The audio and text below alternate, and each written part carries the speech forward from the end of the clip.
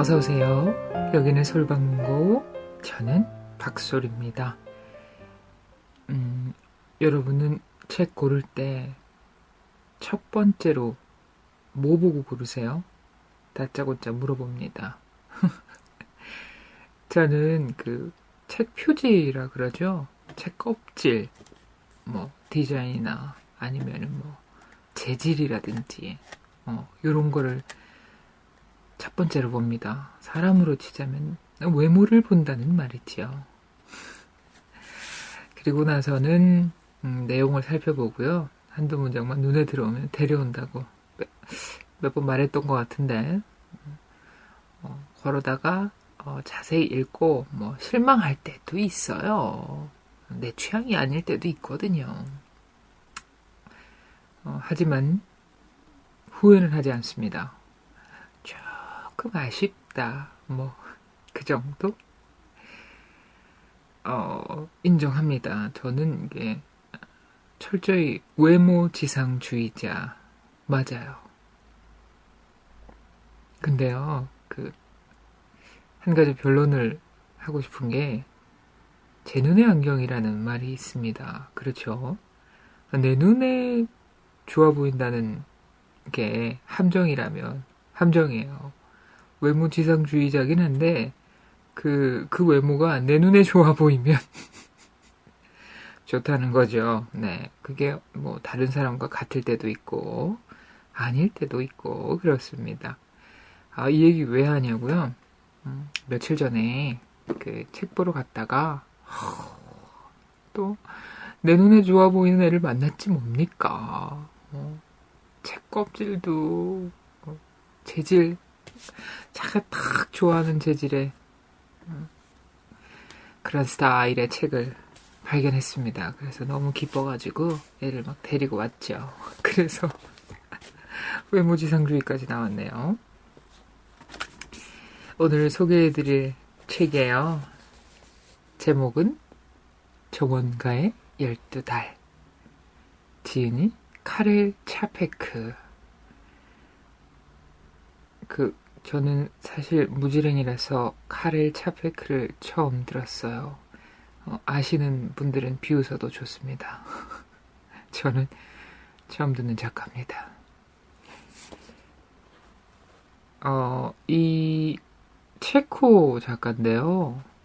체코 하면은 우리가 프란츠 카프카, 밀란 쿤데라 요런 작가들이 체코 작가라고 대표적으로 알고 있는데, 근데 저는 이 카렐 아저씨는 처음 들어봐가지고 읽어보고 조사를 해봤더니 체코의 국민 작가시던데요. 요새로 말하면 SF 소설도 여러 가지 쓰셨고요. 특이한 점은 로봇이란 단어 아시죠? 이 사람이 만든 단어라네요. 어이구, 대단한 사람이었어요. 나만 몰랐니?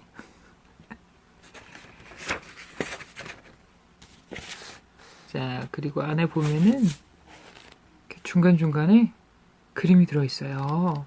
이 그림은 카렐 차페크의 형인데요. 요제프 차페크 의 작품입니다. 이 사람이 입체파 화가라고 알려져 있던데, 그러니까 형인 요제프가 그림을 그리고 동생인 카렐이 글을 쓴 거죠. 예뻐요. 멋있어요. 카렐은 글의 특징이 위트, 유머 감각 이런 것들이 녹아있는 서사라고 하네요. 얼마 전에 우리가 무심하게 산다에서도 얘기 들었지 않습니까? 위트가 얼마나 중요한가를. 미움받지 않는 늙은이가 되려면 위트가 있어야 돼요. 거기다가 요게 이제 포인트인 것 같은데, 문장이 쉽고 명확한 구어체랍니다. 우리가 체코가 모국어가 아니라서 그 맛을 그대로 볼 수는 없지만 많은 사람들이 그렇게 써놨더라고요. 그래서 체코의 국민들이 사랑할 수밖에 없었다고 합니다. 그랬을 것 같아요. 내용은 1년 동안 정원을 가꾸는 일을 기록해 놓은 겁니다. 가드닝 요새 좋아하시는 분들, 그런 분들은 읽으시면 누구나 다 끄덕끄덕한데요. 제 아버지가 연세가 드셔서 화분 가꾸는데 취미를 붙이셔가지고 갈 때마다 이 꽃 보라며 저 풀 보라며 얘기하시던데 그런 느낌적인 느낌이 있어요. 카렐의 서사 속으로 한번 들어가 보실게요.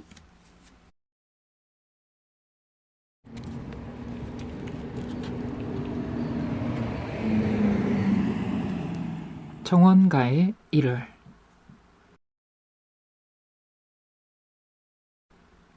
정원가는 1월에도 빈둥거릴 시간이 없다.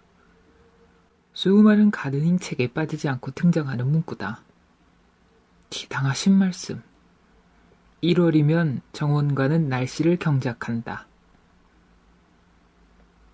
날씨라는 건 희한하다. 딱 맞는 적이 없다. 항상 평균을 웃돌거나 못 미쳐 우리의 예상을 빗나간다. 기온은 늘 지난 100년간의 평균에 비해 5도 높거나 낮고 강수량은 평균보다 5mm 적거나 20mm쯤 많다. 너무 가물거나 너무 넘칠 뿐 도무지 중간이 없다. 날씨와 별 상관없는 사람들조차 불평불만이 끝이 없는데 하물며 우리 정원가들이야.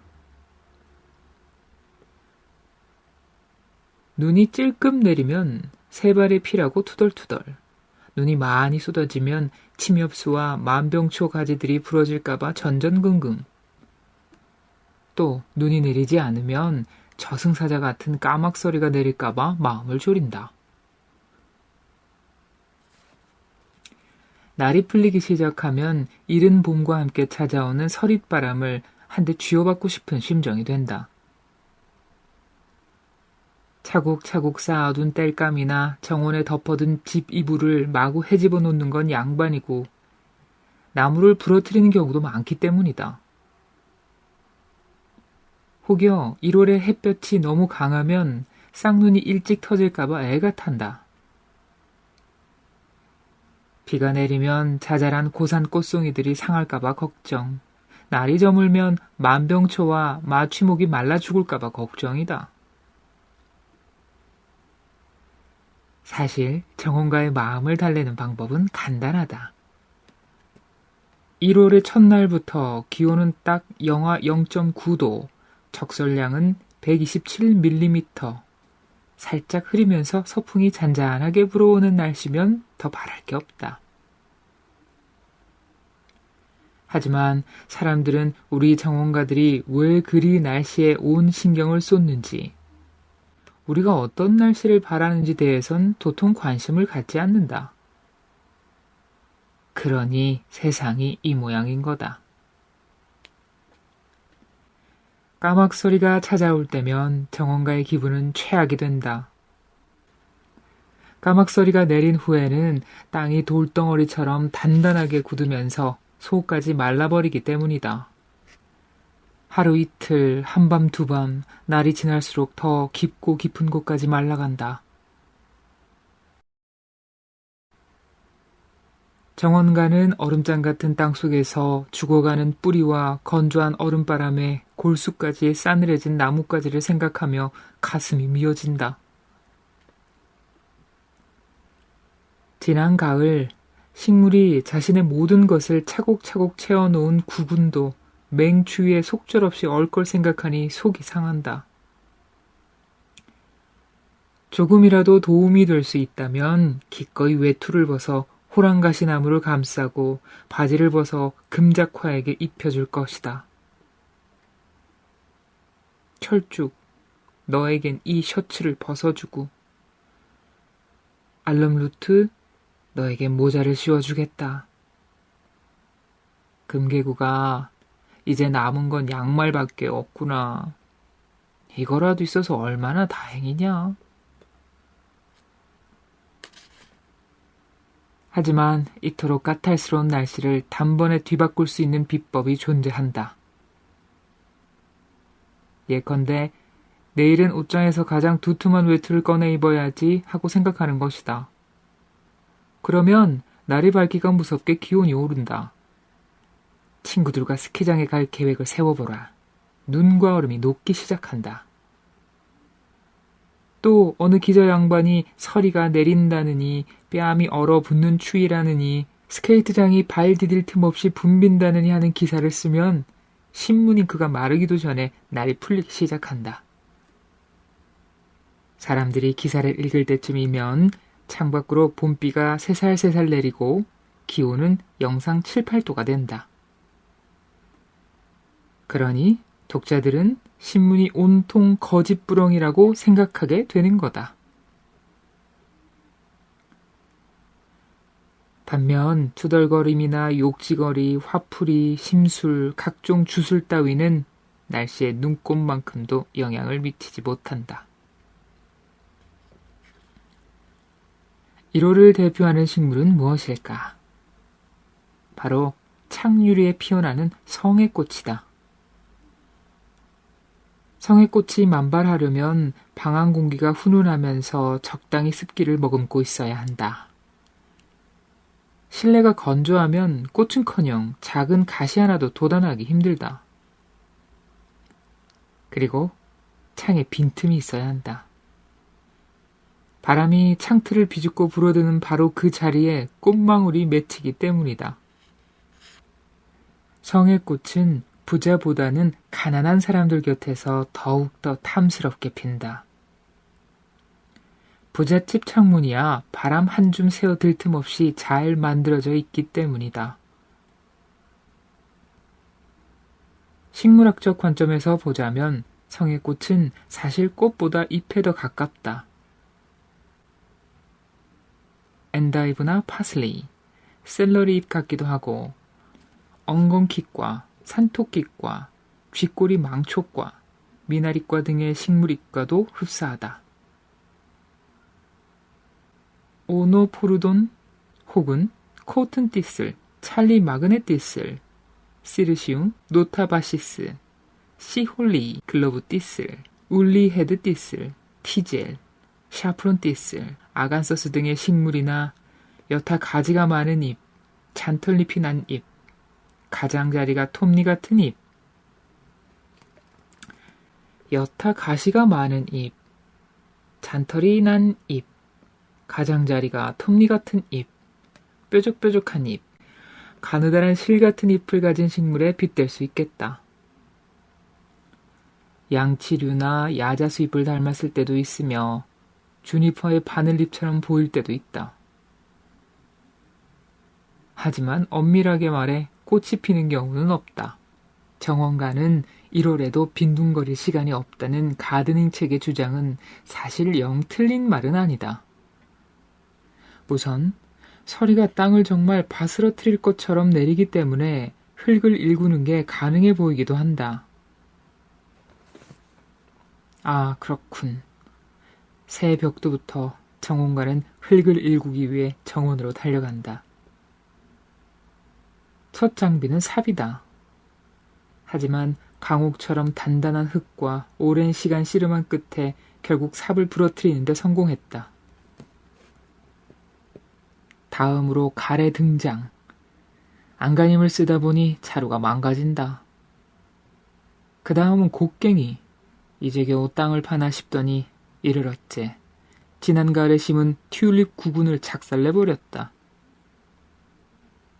남은 방법은 망치와 끌로 땅을 쪼개는 건데 이건 속도가 너무 느려 결국 포기하고 만다. 아, 다이너마이트로 땅을 폭파시키는 방법도 있긴 하다.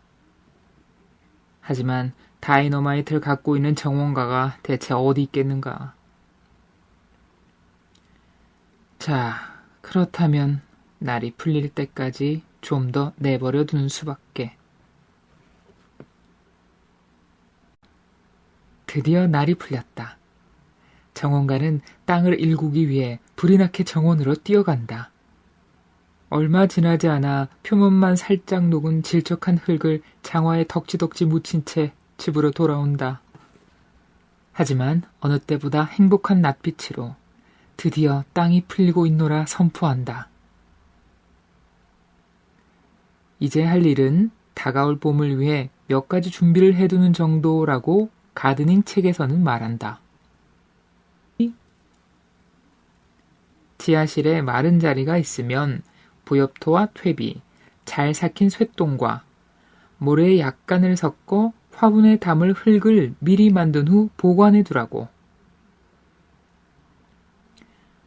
좋은 생각이긴 한데 우리 집 지하실엔 석탄과 갈탄이 한가득 쌓여 있다.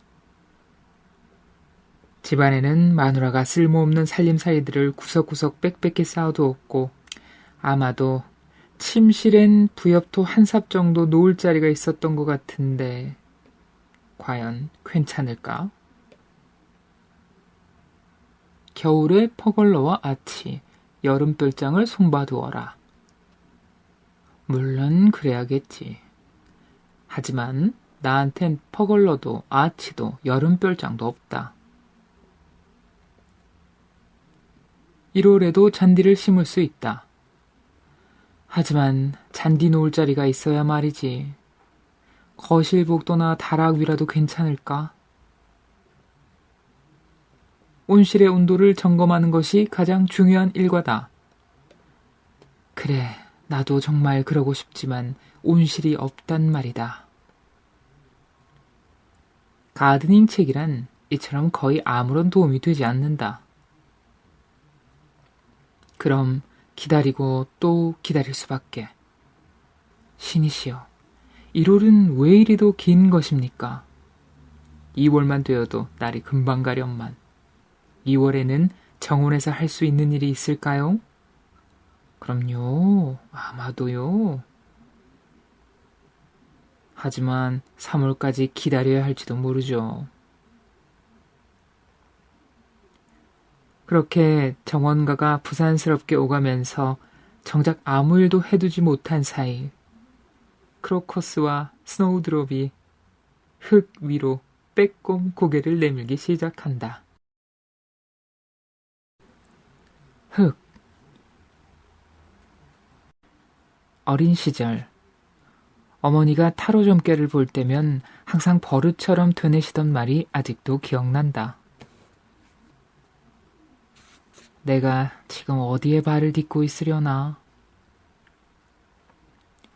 그땐 어머니가 그걸 왜 그토록 궁금해하는지 이해하지 못했다. 매우 오랜 세월이 흐른 후에야 그 말이 서서히 이해되기 시작했고 나 역시 땅을 딛고 서 있음을 깨닫게 되었다. 사람들은 자신이 무엇을 딛고 서 있는지엔 별로 관심이 없다. 어딘가를 향해 미친 듯이 달려가다 보면 적어도 구름이 얼마나 아름다운지, 수평선이 얼마나 광활한지, 언덕이 얼마나 푸른지는 알아차린다. 하지만 발밑을 내려다보며 자신이 딛고 있는 땅이 지닌 아름다움을 칭송하는 사람은 없다. 우리가 무엇을 딛고 있는지 알기 위해선 작은 화단 하나는 가꾸며 살아야 한다.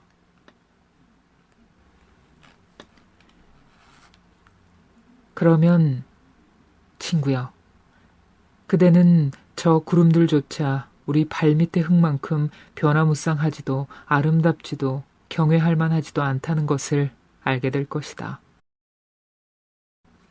그리고 흙이 산성인지 척박한지 질척한지 차가운지 자갈투성이인지 썩었는지 등도 알게 될 것이다.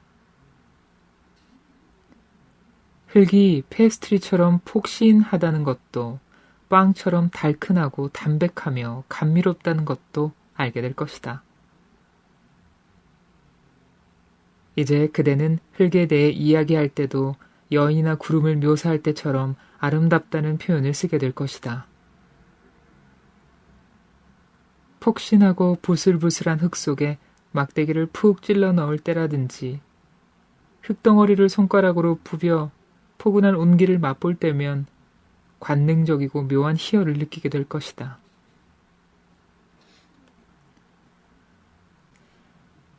혹 그대가 이 아름다움에 대해 별 감흥이 없다면 진흙땅 한마디기쯤 하사받아야 정신을 차리리라.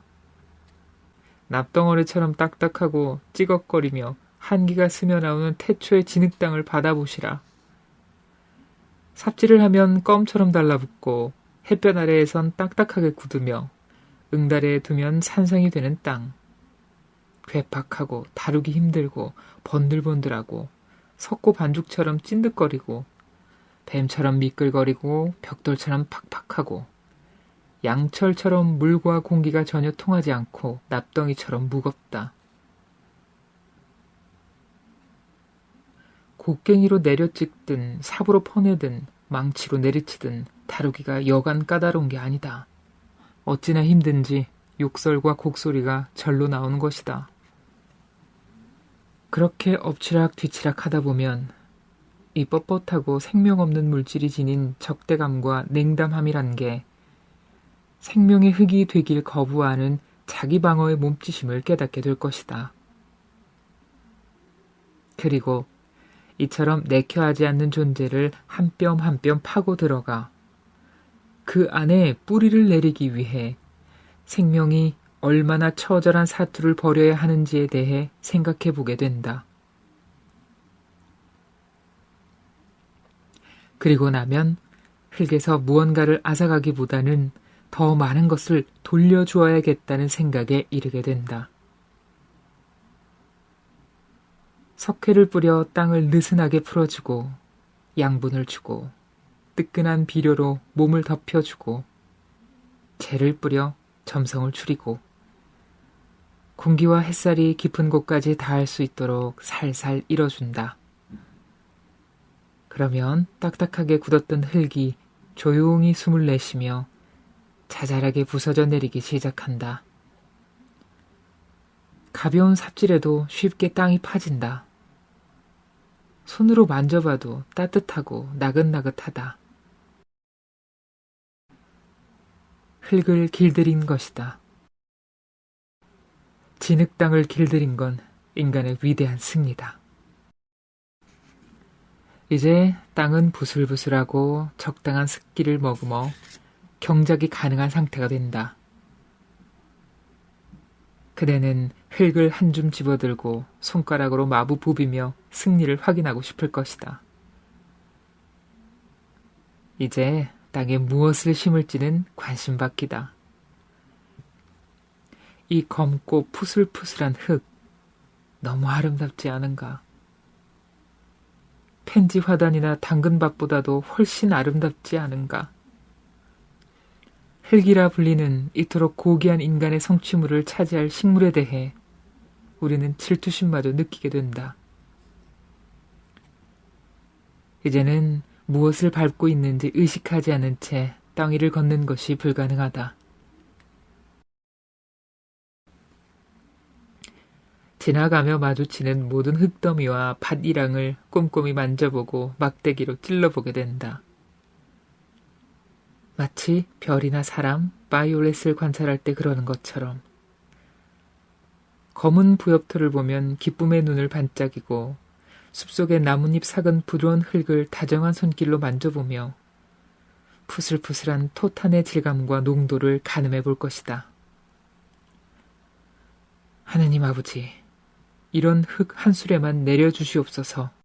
세상에, 이 부엽토 한 수레면 부자가 되겠네. 이 토탄은 화단 위에 부으면 딱 좋을 것 같군. 이 흙에는 쇠똥, 강물에 썩은 나무 토막 몇 개를 부러뜨려서 섞고 저 흙에는 하천 바닥에서 긁어온 진흙과 길에 나뒹구는 낙엽들을 좀 섞어도 좋을 거야. 인산염이랑 뼈가루도 더 배합해야 할 테고. 이런, 이 경작토도 참 좋아. 맙소사, 이 흙 좀 봐. 베이컨처럼 기름지면서 깃털처럼 가볍고 케이크처럼 폭신하게 갈라지면서 빛깔도 참 곱네. 너무 마르지도 질척이지도 않고 어쩜 이리 촉촉할까. 모든 흙은 저마다의 아름다움을 뽐낸다. 미끌거리고 축축하고 딱딱하고 차갑고 척박한 흙을 그저 추하다고 썩었다고 구제불능이라고 치부하지 말라. 이를 인간에게 내려진 저주라 속단하지 말라. 과연 그 존재가 인간의 영혼에 깃든 냉담함과 잔인함과 사악한 만큼 추하랴.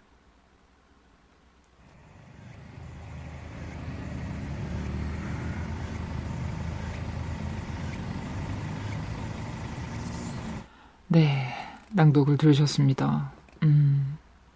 그래요. 싹을 틔우기보다 먼저 생각해야 할 게 토양을 가꾸는 일이었네요. 지금 제가 유튜브를 많은 구독자가 있는 것도 아닌데 계속 해야 하는 이유를 저는 오늘 거기서 찾겠습니다. 토양을 좀 더 비옥하고 좋은 양분을 많이 넣어야 하는 상황인 것 같아요. 옛날에 어릴 때는 그랬어요. 화려하고 큰 나무를 보고 나도 저 나무처럼 돼야지 하고 어떻게 하면 저 나무처럼 크고 푸르고 멋질까만 생각했지. 예전에 그 나무가 씨앗에서 시작됐고 또 그 씨앗이 흙에서 시작됐고 그런 시간과 과정을 생각하지 못했던 것 같아요. 얼마 전에 읽었던 김민철 작가님의 모든 요일의 기록에도 그런 글 써 있었던 것 같아요. 잘 쓰기 위해서 좋은 토양을 가꿔야지라는 핑계로 수없이 듣고 쓰고 보고 돌아다녔다고. 그런 글귀가 다시 또 새삼 떠오르네요. 중간중간에 형의 그림도 너무 재미있었어요. 재밌었고,